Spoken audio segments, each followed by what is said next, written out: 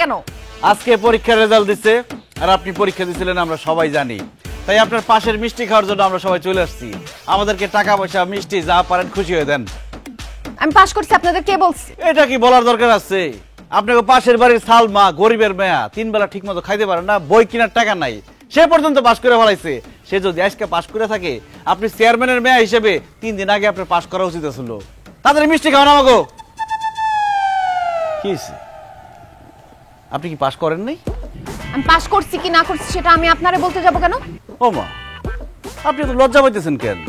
আপনি কি মুদি দোকানদার আর আমি কি কাস্টমার? যে কাস্টমার বাকি চাইতেছে এই জন্য আপনি দোকানদার হিসেবে লজ্জা পাইতেছেন?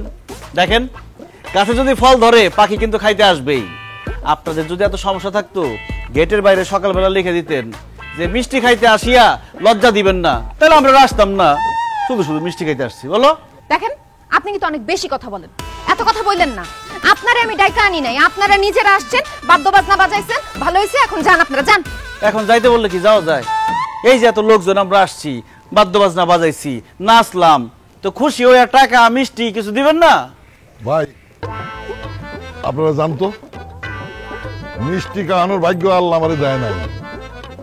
আমার মেয়ে আপনাকে রেজাল্ট জানাইতে চাইতেছে না, দরকার নাই আমার মেয়ের রেজাল্ট জানানো।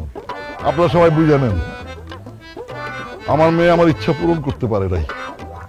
অথচ ওই গরিব সগীর তার মেয়ের রেজাল্ট পেয়ে যতটা খুশি হয়েছে, তার চেয়ে বেশি কষ্ট আমি পাইছি।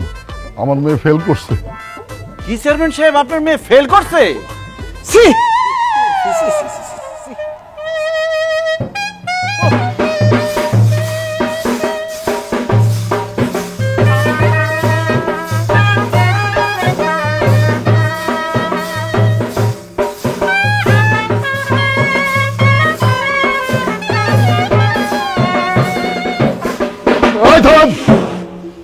আপনারা ও ফেল করলো আমার মেয়ে, ও আমার আশা পূরণ করতে পারে নাই। কিন্তু আমি ওর বাবা, বাবা মায়ের দুঃখ কষ্ট সন্তানরা বুঝতে চায় না। আমি চাই না আমার মেয়ে বুঝুক আমি কষ্ট পাইছি। আপনারা জান, আমার অনেক ইচ্ছা ছিল আমার মেয়ে পাশ করলে আপনাদের সবাই ডাইকে আইন আমি বাজনা শুনুন, কিন্তু সেটা হয় নাই। আমার মেয়ে ফেল করছে। আপনারা নিজেরা উদ্যোগ নিয়ে এসে আমার বাজনা শুনায় গেলেন, ফেলের বাজনা।